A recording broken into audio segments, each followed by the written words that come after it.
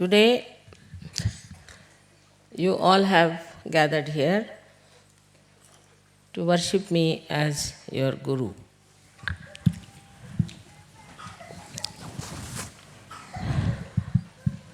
I must say that I lack many qualities that a Guru should have. In the sense, I cannot be strict with you, I cannot be stern with you, and I really don't know how to punish you for doing wrong things. This may be because normally I think the gurus have problems with their disciples who are mostly not realized souls. As they are not realized souls, the gurus find it difficult to communicate or talk to them about the subtle problems that they have.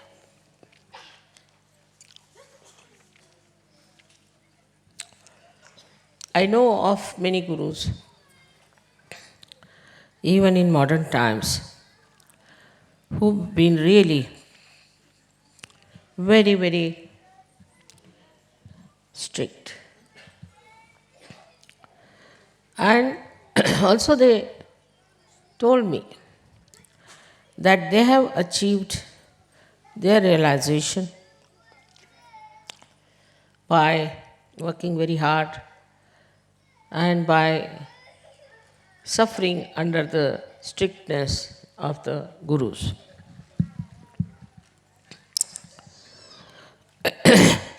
Sometimes I was really filled with great compassion for such disciples who haven't yet received their realization.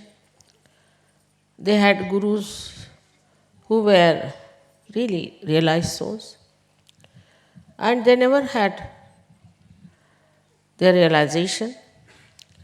And the guru was extremely strict with them.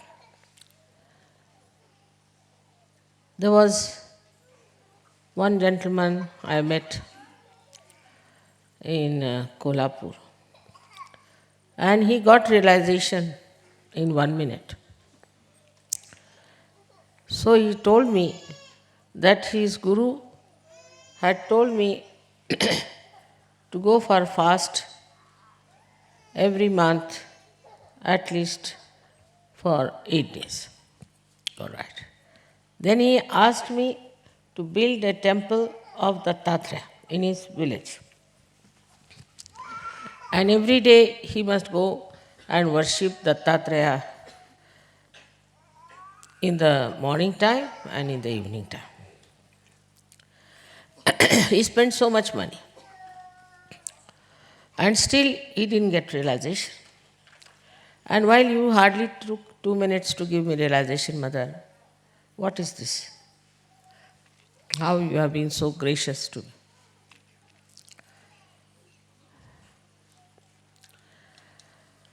So I didn't know what to answer him. I didn't want to talk against his guru because I know he's a realized soul.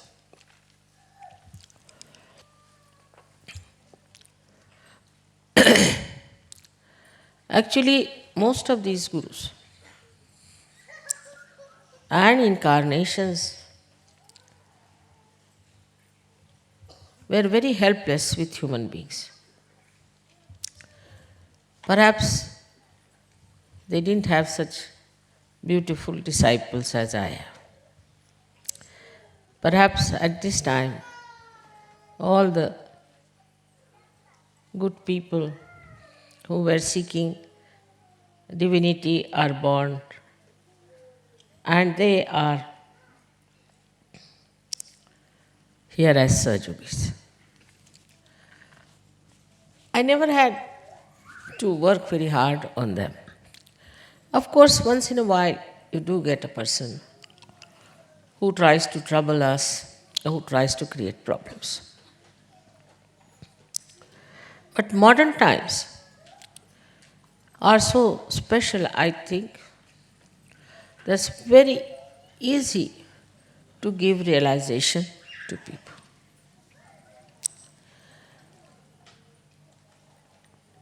At the time of Moses, he had made laws because of the decadent society of the Jews at that time. And that one was very hard, very, very hard, which we know today as Shariat, was taken over by the Muslims. And even now, the punishments, according to so called Quran, are so hard that you can't believe it. And most of the pressure of all their dharmic laws are on the women. Whatever it is, even in the Bible, if you read Christ, he has said that all those 10 commandments are nothing. You have to go beyond them. And he says, if your one eye is mischievous, is committing sin, take it out. What's the use of the whole body getting contaminated by that? Or if your one arm is doing something that is wrong, you better remove it. Because of one arm, the whole body will suffer. He said that, it is said that you should not be adulterous, but I would say that you should not have eyes in which for any woman you have desire, you have committed a great sin, and you'll all go to hell, all those people will do it. So you should not have adulterous eyes. Another thing he has said, that if somebody slaps you on one face, you should turn the another cheek towards that person. When I knew about these laws, I said, how can you have such people in this world? It's a very subtle thing. And the last of all, which was very, very good, was that you should be righteous. Righteous more than all the scribes and all the Pharisees, I mean the priest and all these people. You have to be much more righteous than them. I mean, in early age when I read it, I thought, where can you find such people who can be called anywhere near Christ's description? It was inconceivable at that time.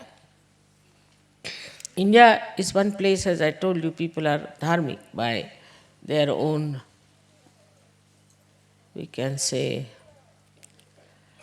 their own genes, you can call them, or you can say they are extremely dharmic because of traditions, brought up like that. In my time, in the South India and Maharashtra, I think we were very dharmic family and it was very dharmic atmosphere. Still,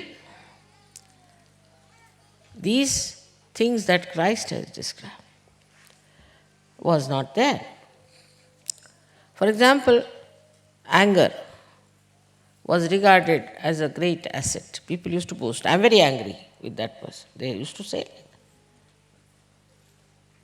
Very common.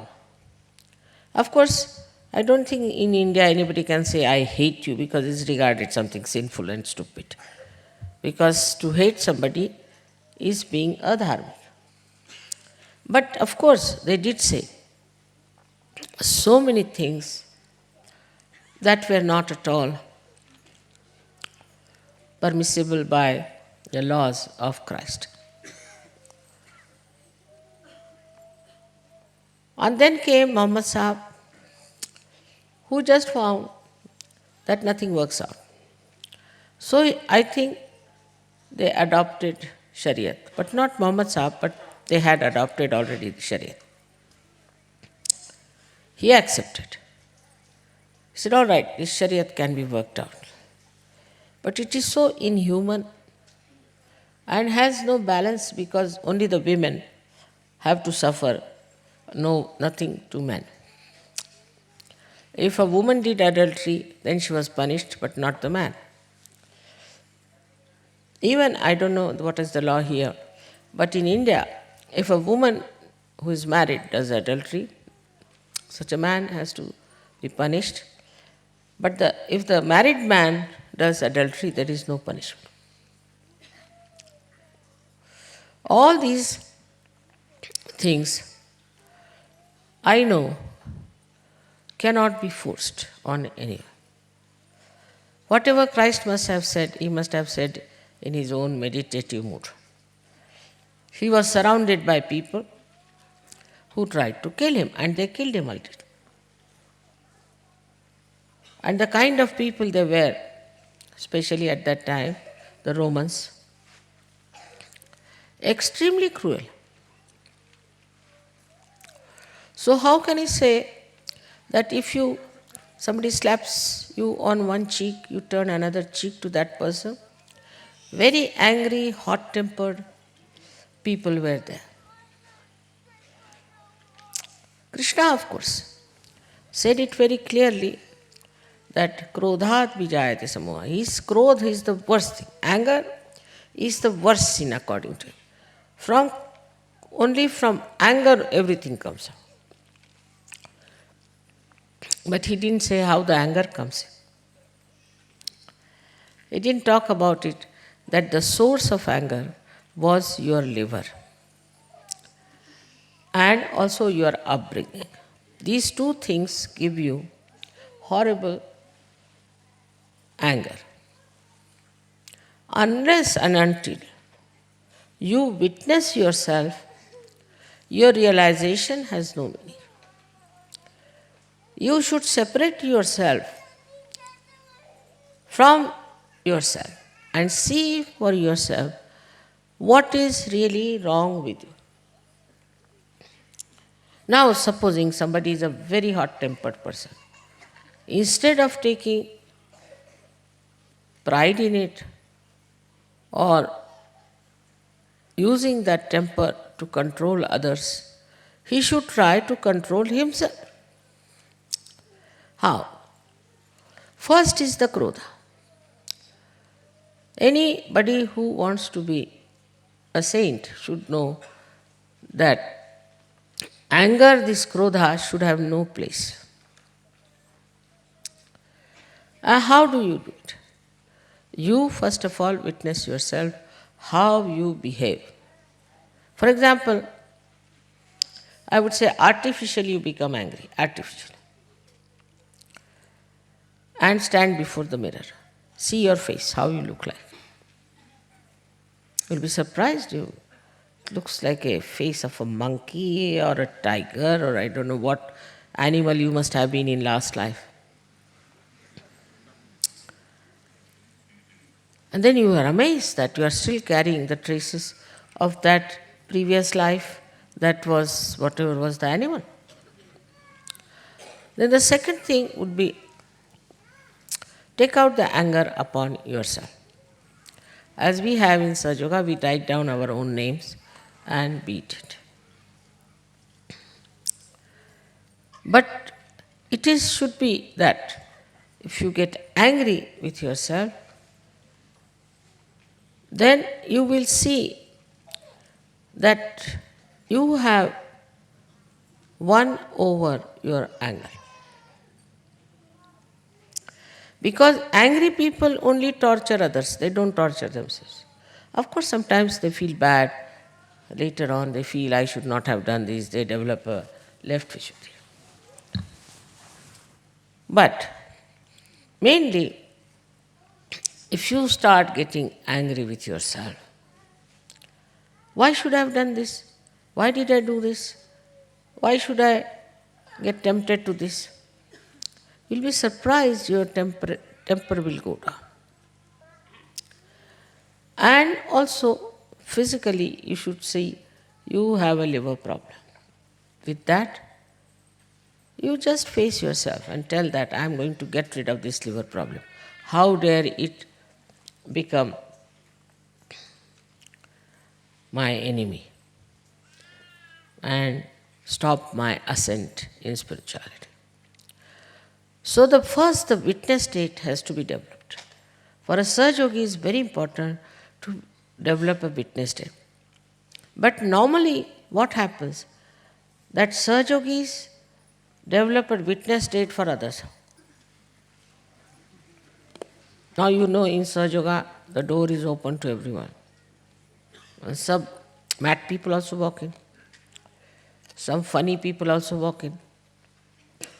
Some very bad charactered people also walk in. All kinds of things.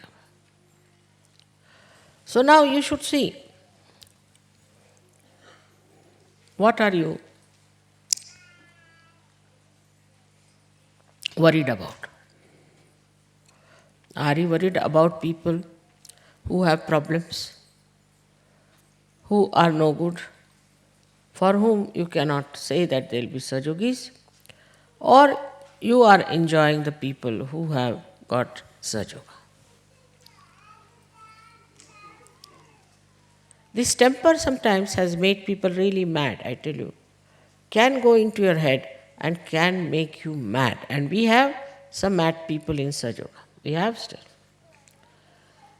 But they have become so mad that now they are no more angry, they are no more troublesome, they are just mad, that's all.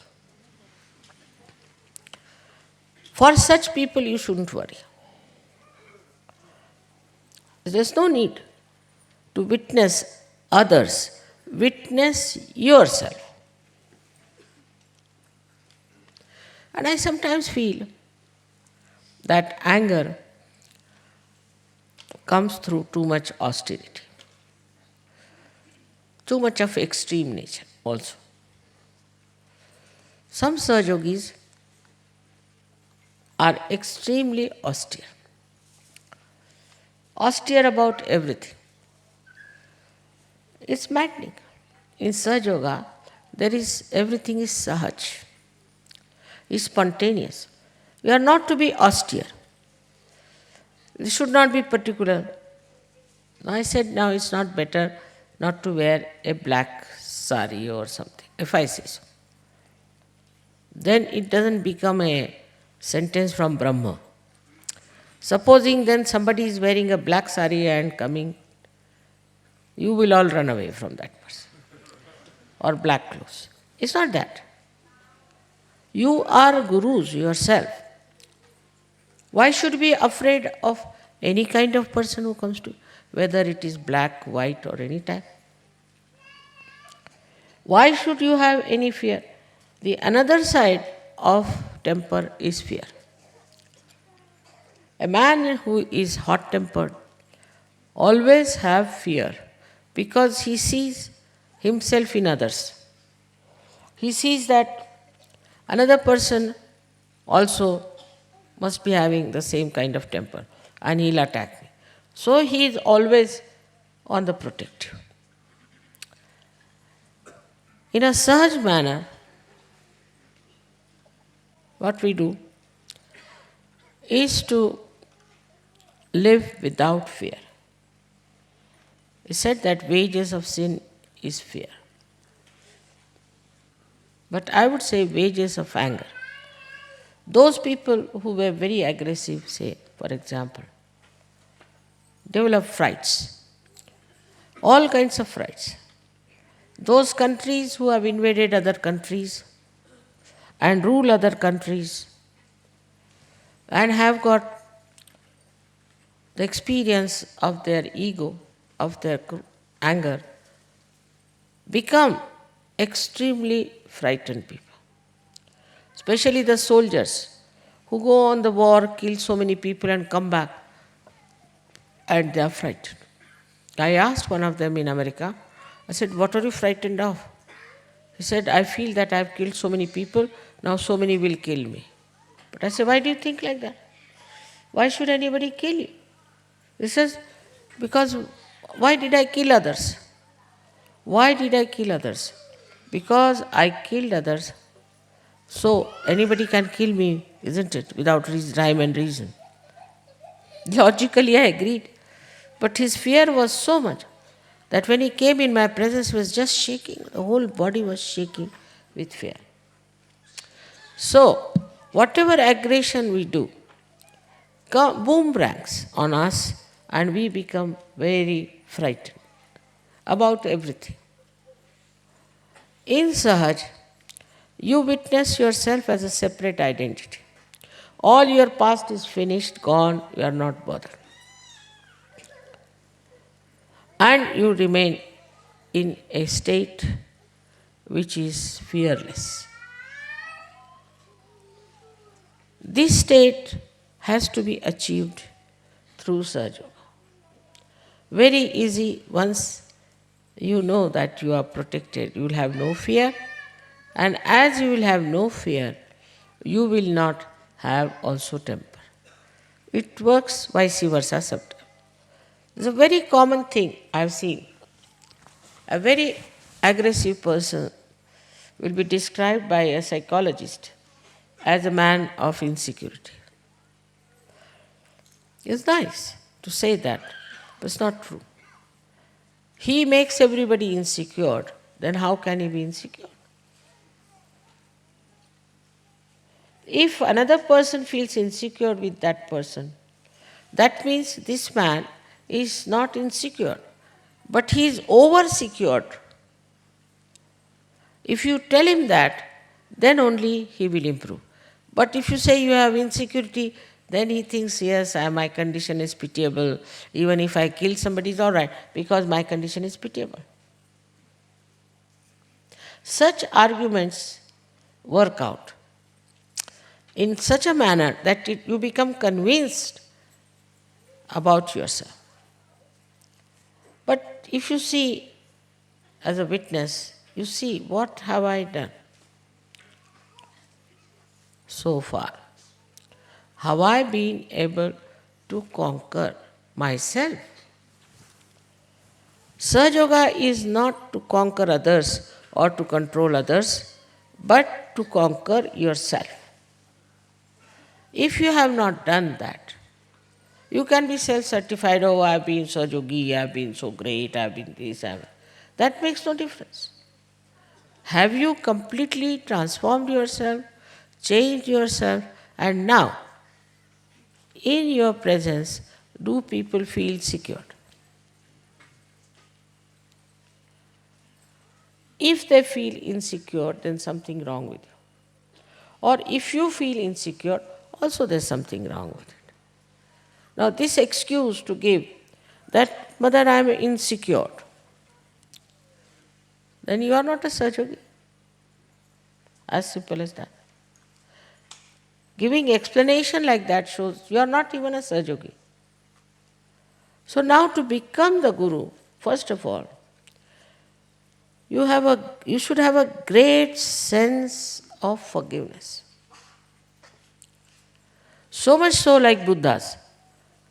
Once Buddha was giving a lecture in a village, and suddenly somebody came in and started abusing him, saying all kinds of things and all that. Then somebody told him, what are you doing? He is Buddha, the one who is enlightened one. He is trying to help us to become good, and you came and shouted at him. So he was repentant. He went to see Buddha, but Buddha had gone to another village.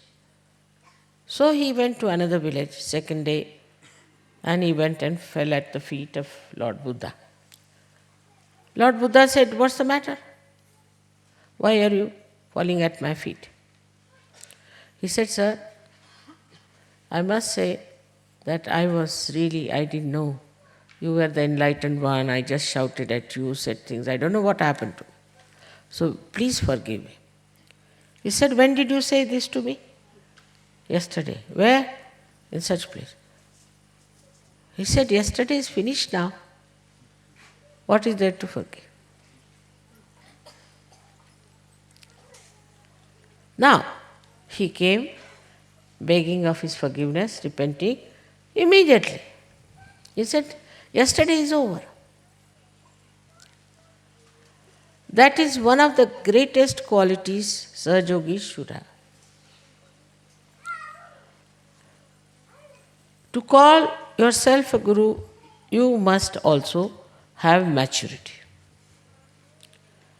And the maturity part is sometimes very... Like yesterday in the drama, I was surprised when it took some time, some people came in when they were giggling just like children. It shows no maturity, no respect. Anything laughable is there, of course one can laugh. Very enjoyment is there. But shows such childishness, they are doing some drama, making fun of them. Very common. With Sahajogis I have seen, especially ladies, they laugh at things where they should never laugh. I'm sitting there and you are watching something. What is there to laugh? Shows complete immaturity. Another thing I've seen is in small things, especially in money matters. It's very funny. I have to tell you this. Turkish people, our Sahajogis, have no money. Everything was stolen away from. So I said, all right, you send some shirts here and we'll sell those shirts, and extra money you can take it, because they would not take money from you. So when they sent the shirt here, they said that, mother, I don't know marketing. They said, mother, it should be $21, $22. Many of them said it is expensive. Then I said, all right, collect money from everyone, $22 each without giving any shirt. Finished. For Turkey. But a false guru takes money from you, you don't mind. Sahaja is free, of course. No doubt, Sahaja is free. But you have to contribute. How are we to run this Sahaja? There's no sense of donation in you at all. For a guru, one must know how to donate. I am surprised sometimes. There is no sense of donation. We got something, say, terracotta from India to help those people. And I was surprised that these Belgian women are so funny that they were telling everybody it is expensive. If they don't want to buy, they need not buy. Others were willing to buy, but these women were telling that these things are expensive. Where do you contribute for Sahaja?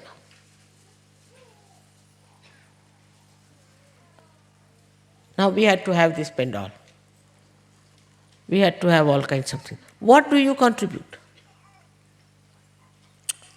This attachment to money can never be good for a guru. I have no attachment at all. If you ask anyone, they'll tell. Even my husband will tell that. That from inside I am absolutely detached. I don't know banking, I don't know how to keep account, somebody keep account, somebody does that. But this attachment to money in Sahaja, I won't say like Christ that you will all go to hell, but you won't rise much higher. You have come for your spiritual ascent. I don't say you go to Himalayas, stand in the cold, stand on your heads, nothing of that. But the another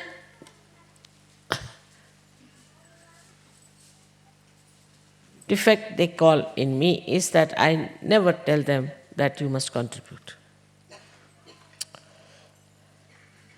It is to be done with pleasure, with happiness, that you can contribute something to Sahaja.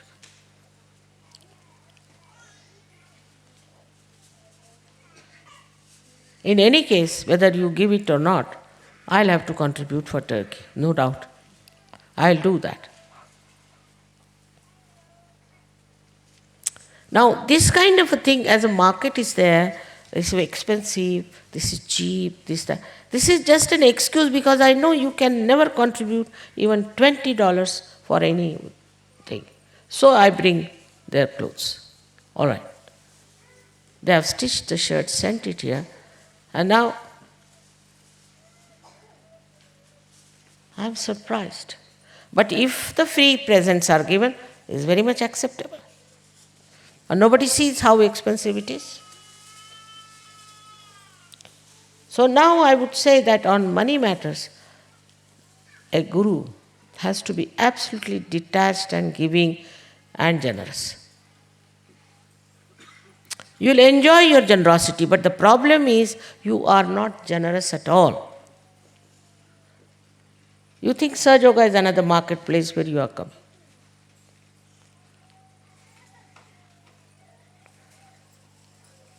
So the generosity part is so much missing. And it's very surprising. They asked me that, Mother, please, we need some chiffon skirts and blouses for this summer. You stitch them for them, bring all the way. Nobody wants to buy, it's all lying there. There's no shopping here. So I'm going to tell you that as long as all these things are exhausted, I am not going to ask any country to send anything here for sale.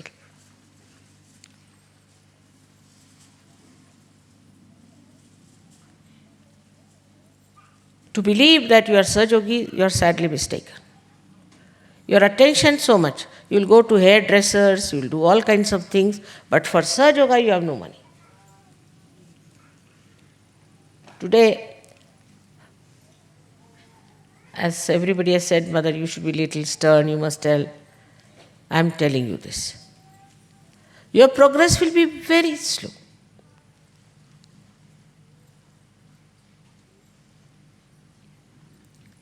Secondly, you have to introspect to find out what have you done for Sahaja Yoga. How many people you have given realization. You have powers. These gurus never had powers, though they were realized souls. You have powers to give realization. How many you have done it? And once you start doing that, you get about 10 people, 20 people from somewhere. You become great masters and you start talking about your great mastery and that you know everything, that you are the guru, you are the Adishakti. This is at the Agya level. As soon as you reach the Agya level, you get this into your heads. So many, of course, have done so much for Sahaja Yoga, otherwise it would not have been possible to see this today. For all those who have not done anything, I must tell you that you are just standing at the same steps. Your Kundalini has risen, but you have done nothing to give it to others. Unless and until you give it, you cannot. There are many I know who don't want to give because they think will catch. Don't want to look after others because they think they'll get egos. This is not the way to be in Sahaja Yoga. You have to do something which is very important to spread Sahaja Yoga. We are talking of global peace, of global transformation. And what are we doing for it? First, improve your quality.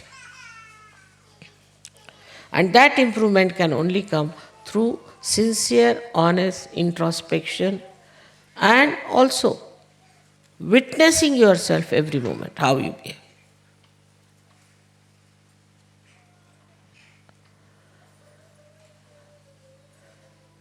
I must tell you about myself.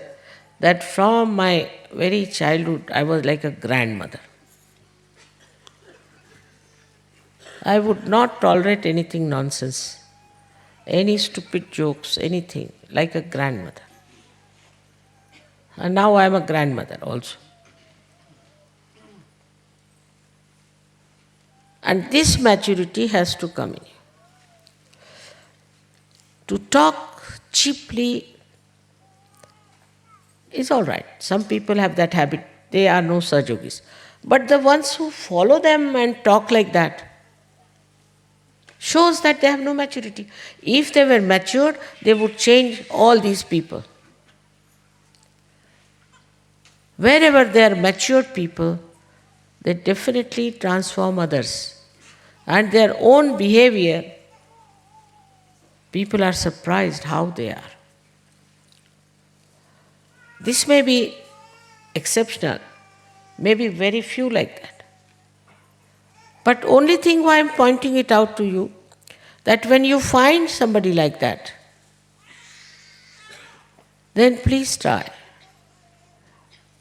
not to listen to such a person, not to follow such a person. But such a person is extremely forward type. And everybody becomes sort of a follower of such a useless Sahajogi, so-called. So we have to mature. Now, how do we mature? Many ask me this question. We mature by meditation, by nirvicharita. You have to in thoughtless awareness to grow. Otherwise you cannot grow. Now, you should practice this thoughtless awareness, otherwise also. Say you are walking on the road, suddenly you see a beautiful tree, you should become thoughtless.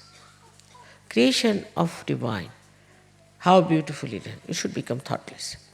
In thoughtless Sahaj works, otherwise it does not work. You plan everything, you do everything, it won't work out. If you leave it to Sahaj, it will work out. But that never means that you should be lazy about it or also unsystematic. No. You have to be alert, extremely alert, because if you are not alert, you will not see how the Sahaj is helping you. I'll give an example. Supposing you want to meet somebody.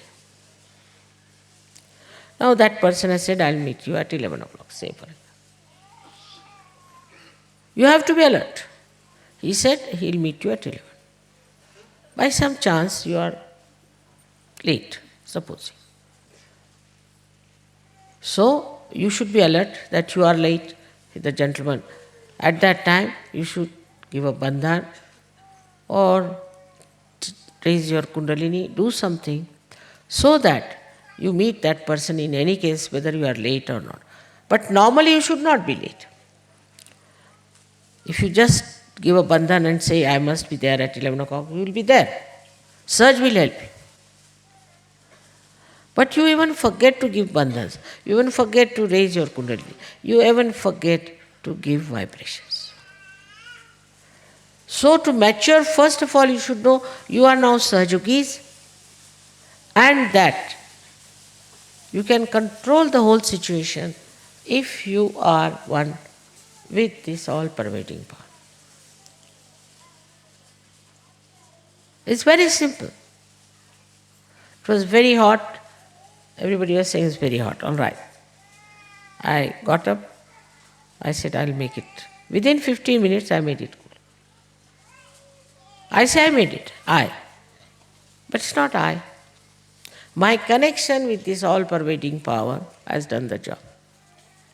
But the connection has to be sincere, strong, honest, and all the time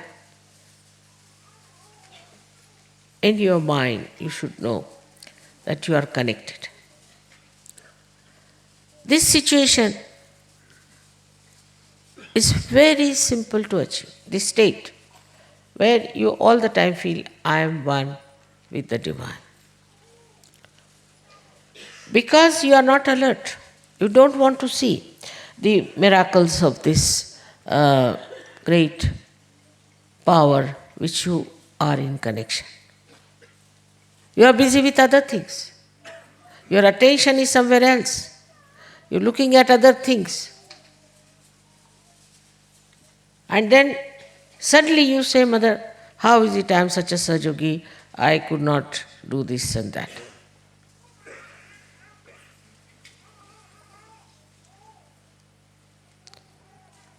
What's going on there?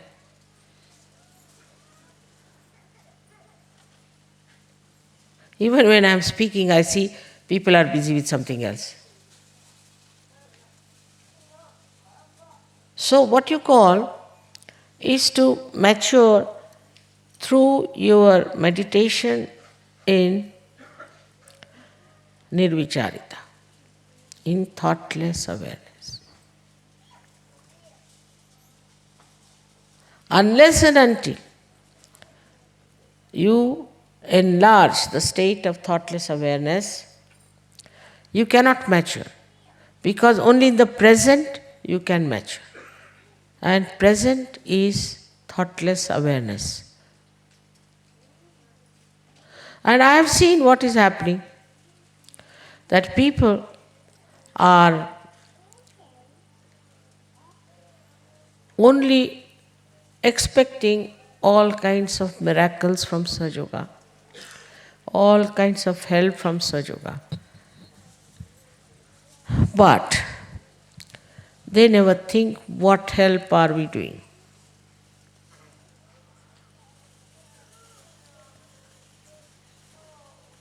What are we achieving? Where are we?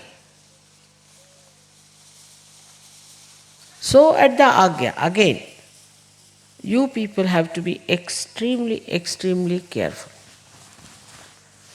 Now this is for men. If you have not crossed your Agya and you start spreading Sahaja Yoga, then you can become really a funny person, not a Sahaja Yogi. This leadership business is a myth. And this myth must be seen as a myth. Whether you are leader or not leader makes no difference. But the maturity has to come. Now I am telling all this because I have decided not to punish anybody in this lifetime. So that you see for yourself.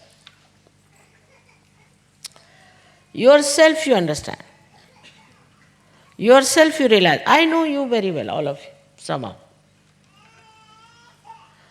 But I want you to realize yourself. What are we doing wrong? Where were we doing wrong? And don't judge Sahaja Yoga on what merits you get out of it. If you are not getting merits, there's something wrong with you. If you can really understand this, then you will become subtler and subtler, and all your gross attachments will become absolutely negligible. You may have concern, but you won't have attachment. From inside, this complete detachment has to come in. And that can come, as I told you, getting rid of your anger first. Secondly, getting rid of attachments to material things by generosity. It's nice to give something to somebody. You enjoy your generosity. You really enjoy. Generosity is to be enjoyed. And once you start enjoying your generosity, then you realize that your love, your compassion has now started flowing to others. Little things are there. I've seen you all love me and you do want always to give me presents, presents, presents, presents, all right. But this love must spread to everybody else. You must know about others also, what they need and what you have to do. If somebody needs something, can you get for that person? Can you love that person? Can you give it to the children of other people? Something that you have. If this generosity could be just maybe, I don't know, because I don't have to force myself to be generous. Everybody says, Mother, you are too generous. In my family, everybody thinks I am very generous and a gone case. But I don't have to generate. But perhaps you people, through introspection, will definitely become generous. And this generosity will start flowing. I have known people who have lots of money, lots of things, but not one single pie they'll give to Swachh Yoga. Not one single pie.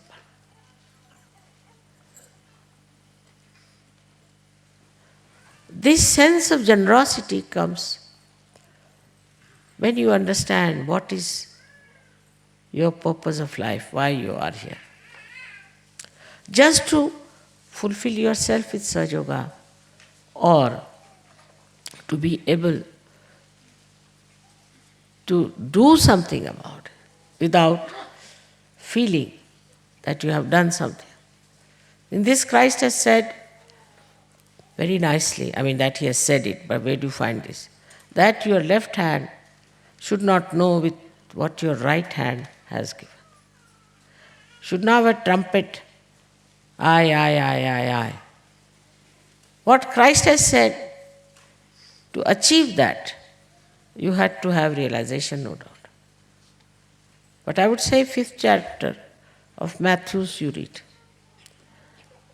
Such things so subtly did that you'll be surprised that how this religion in the name of Christ has gone on the other side of it.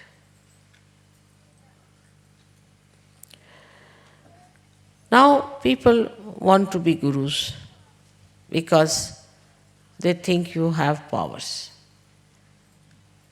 that you can overpower others, you can say whatever you like to others, you can torture anyone you feel like.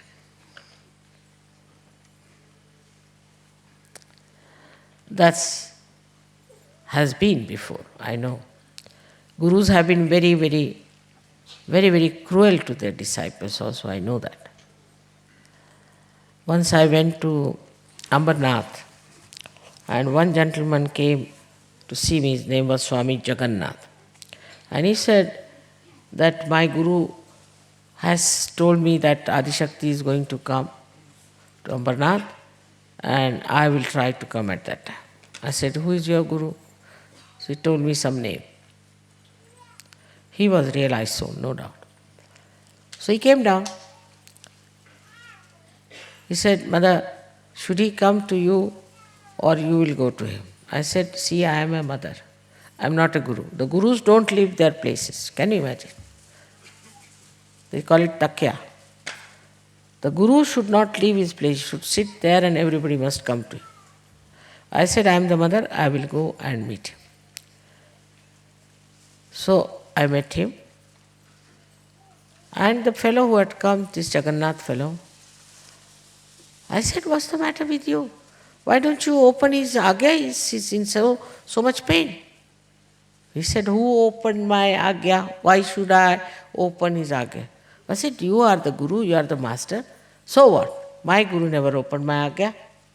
I had to fight my ego all the time, and that's how I got everything all right. I said, it's so easy to open the agya, why can't you open? So I turned his agya and opened it. He was very happy. He said, you are a mother, you do what you like. We are not going to do this.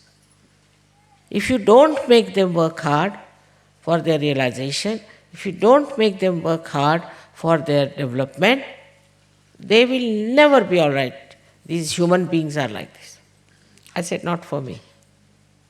He said, all right, you are a mother, so you forgive them, you do what you like, you try to transform them, help them, but not me. I said, all right. But, he came at my feet and all that, and he said that you must praise. She's Adi Shakti, you must praise her. There for a short time. Then we were coming home. Then this Baba Jagannath tells me, Mother, thank God you have opened my Agya. So I said, what happened? My Guru, when I came, he gave me 2 slaps on the face. I was running his ashram, supposed to be the Guru. 2 slaps, and put me upside down on the well. And all the time my feet were tied up to the rope which he used to lower down, again bring me up. So he put me again and again into the water 7 times. Then he pulled me out. I said, Baba, why did he do that? He said, I must tell you that I've been smoking sometimes. For that. But I said, he never gave you realization. You would be smoking in any case, that's it. He wants me to give up all these bad habits with my Agya on. Now you have opened my Agya, I'm all right. So, I felt that the behavior of that Guru was very surprising.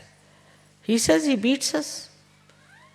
He always beats us for anything, and we have to work very hard. I also know of some Gurus of the music also do that. And I met so many of such people who have been to very great Gurus. And the way I got the report was so shocking to me. That why don't they tell them directly that, see, this is wrong with you and this is how you should be. But the Gurus say that if you tell them like that, they'll never listen. They only know the beating. I said, Pa, what do you say? They only know beatings, yes. So the whole attitude towards the disciple is not of compassion, I felt. There are, of course, other Gurus also who take a terrible test of their disciples. Like as you see Sri Ramadasa. This was nothing compared to what Raja Janaka did. They will test the person and then only give realization, and out of thousands to one only.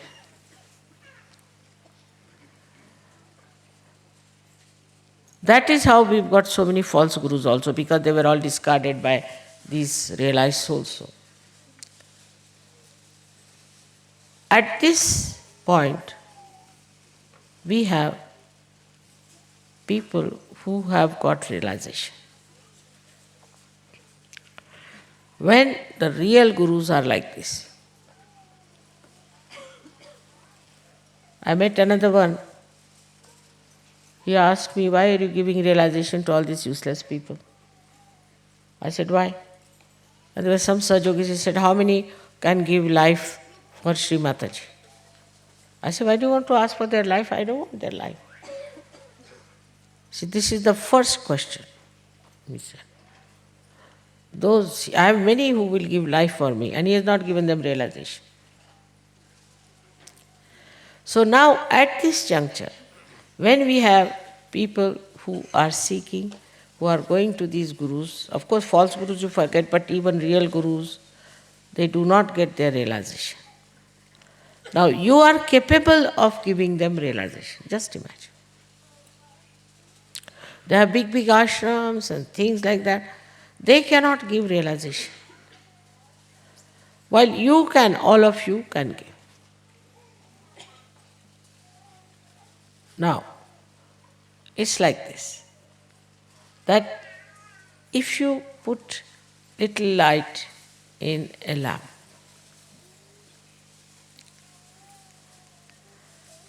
and it is just giving light to itself, nothing else.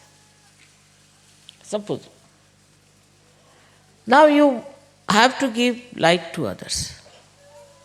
You have powers. You can do it. You can really change people, you can cure them, but you will not. You will bring all these sick people to me. Mother, you cure. Even for realization, I have seen they bring people to me. What is the need? You all know how to give realization, how to cure a person. All of you know. Now, why is it that you people cannot do it? Firstly, you may not be matured enough. But even if you are matured, you are not assuming your own powers. You don't believe in it. Humility is all right. But you must know what power it is. Supposing somebody is a king, say, and you put him on the throne. Now if people are coming, and instead of they touching his feet, he goes and touches everybody's feet. This is no humility. This is nonsense. Whatever position you have, you should try to do with humility, means through compassion.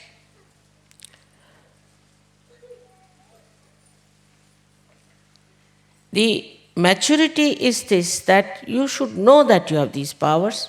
You should know how to preserve these powers. You should know how to grow in peace. And then, when you meet people, you should assume inside, I may be a housewife cooking for my grandchildren, doing this, doing that. But once I am sitting on the chair, I know what I am. You may be anything. You may be a clerk, you may be dishwasher, you may be anything. That makes no difference. But once you are a Sahajogi, you are a Sahajogi. Then you must show your dignity and not thrive on your weaknesses.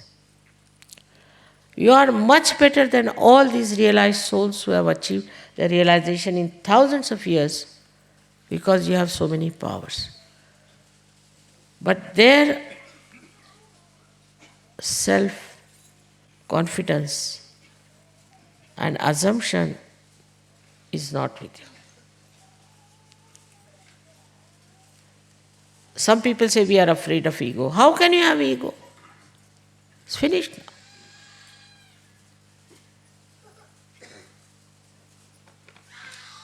Even if you do some mistakes, doesn't matter.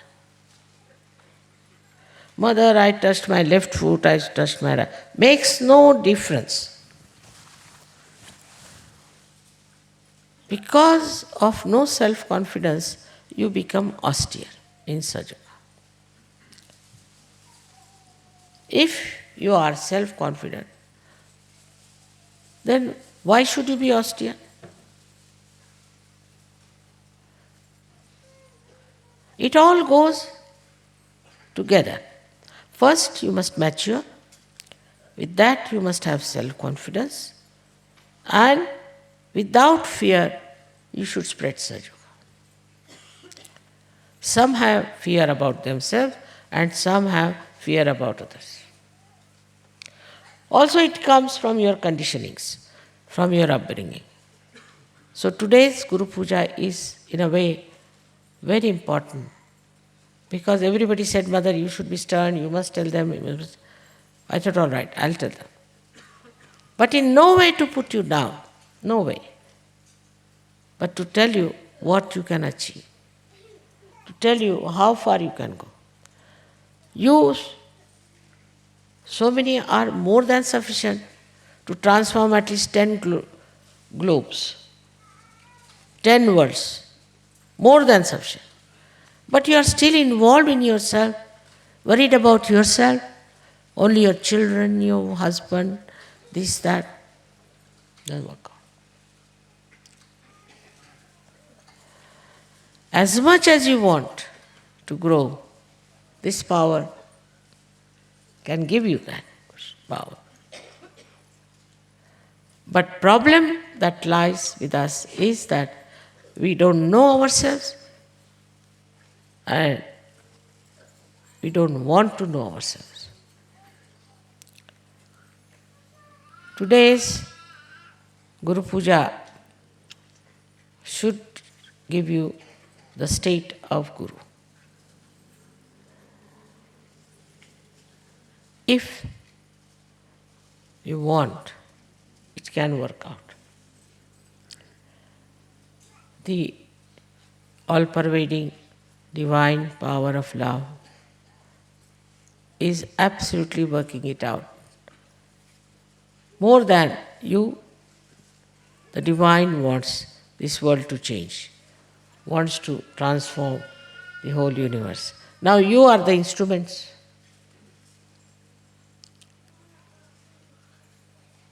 And if you try to cheat yourself, who can stop it?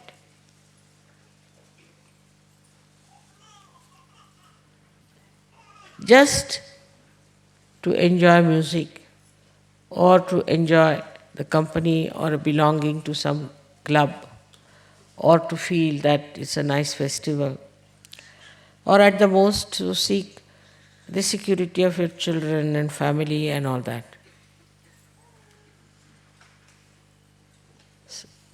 It is not satisfying.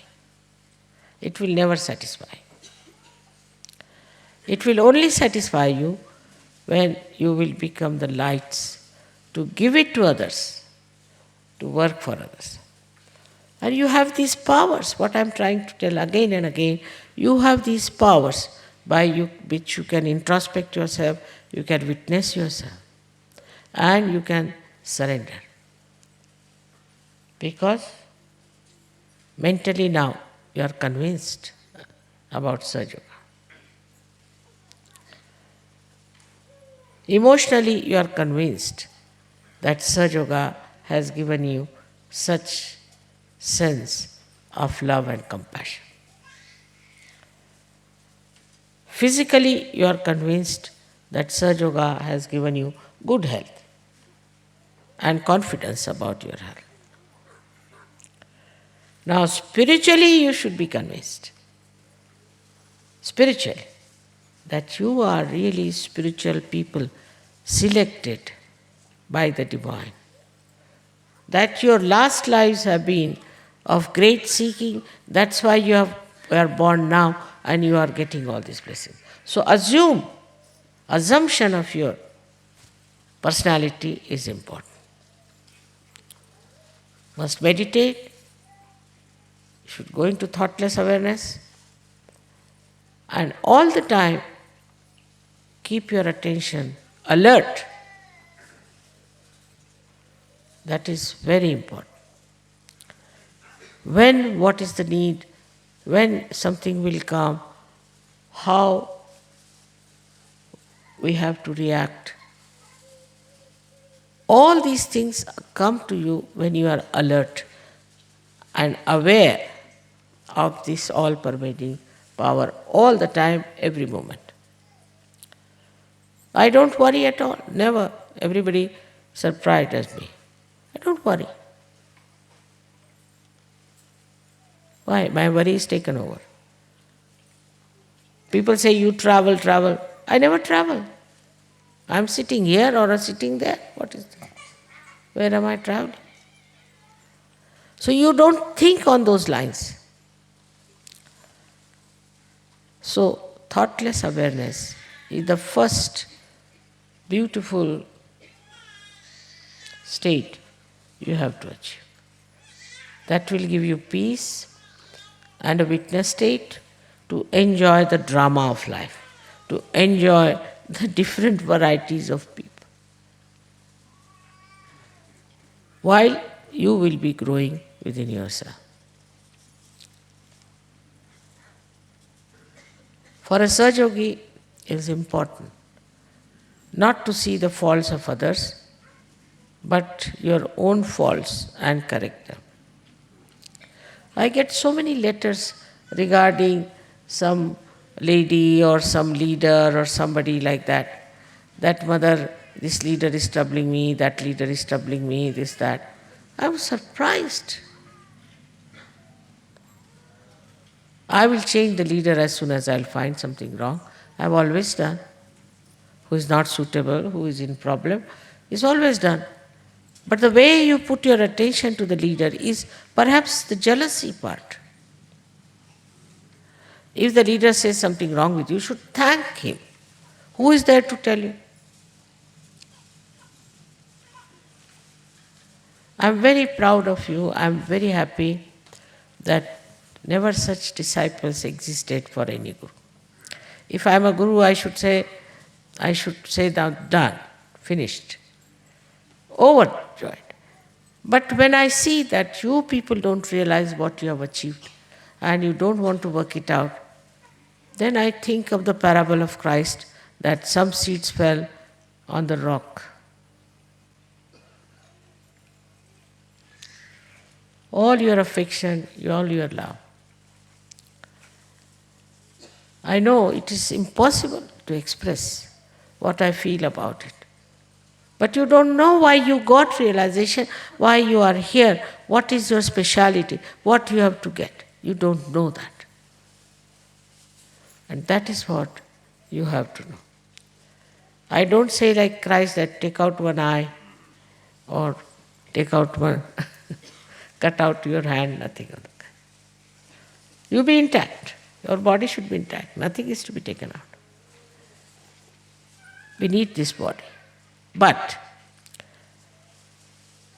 in a subtle way, what he was saying that whatever part of your body is doing wrong, you should try to negate it in a subtle way.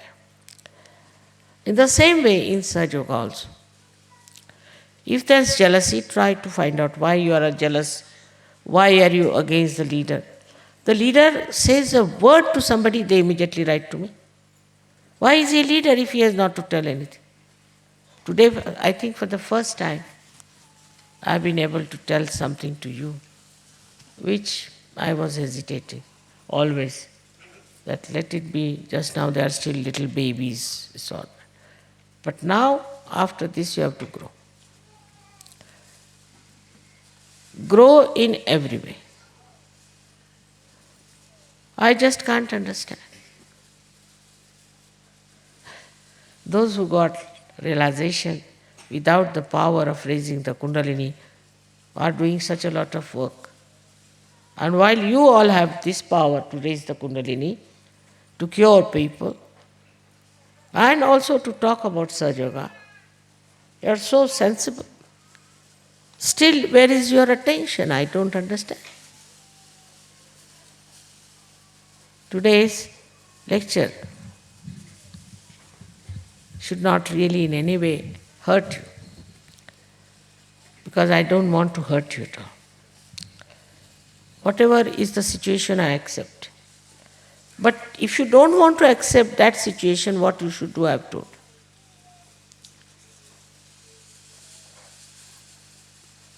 This will definitely, suddenly raise your spiritual height. Definitely. No doubt about it. It's very important to see for yourself what's wrong. After all, you are all seekers of truth for ages. But now you've come, you have found the truth.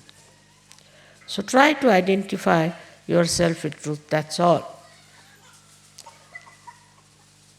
And with reality. If you identify yourself with truth and with reality, your sahasrara is absolutely open. No problem. Truth is in your sahasrara. And when the truth comes in, you are surprised that truth is love and love is truth. Pure love. It's very, very joy-giving. And all the niranandas you want to have, you can have if you understand this simple equation, that absolute truth is absolute love. I have no expectations. I must tell you, I'm oversatisfied. As far as I'm concerned, I think I've done my job. But now this has to be taken over. You have to be responsible. You have to work it out. I was so happy. This time, every place I went to, all the leaders said that, Mother, you need not travel now, we take the responsibility. We'll work it out. But all of you must support your leaders and do something about it. Sometimes leaders are really, they can't understand why people are having their own ideas about everything. You must go all out. For example, in our country, when we wanted to remove the slavery, everyone joined together to achieve it.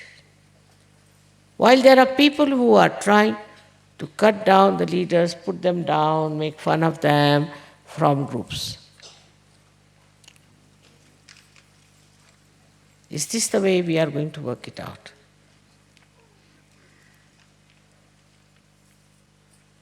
You all should support the leader.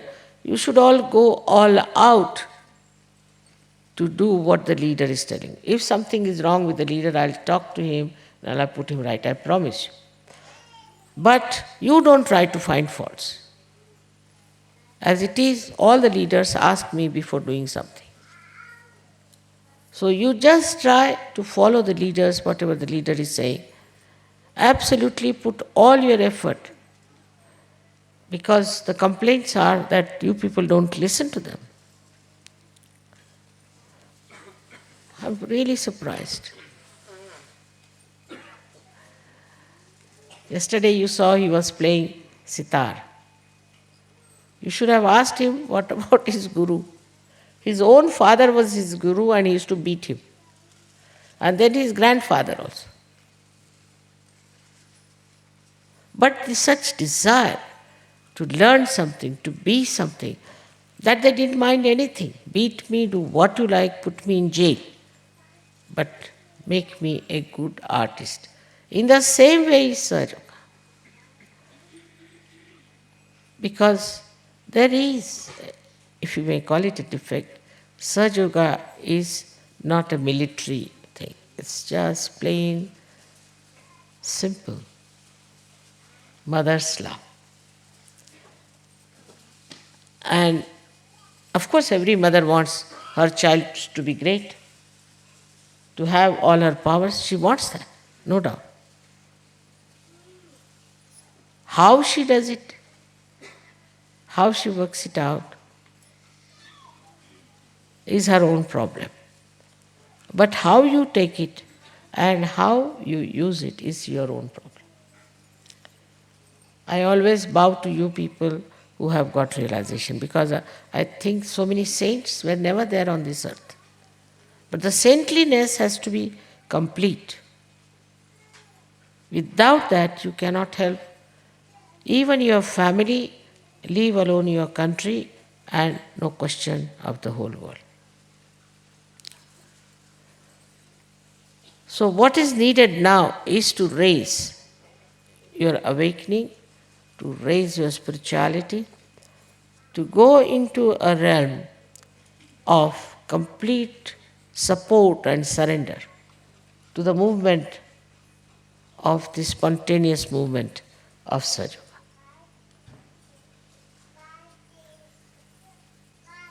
May God bless you.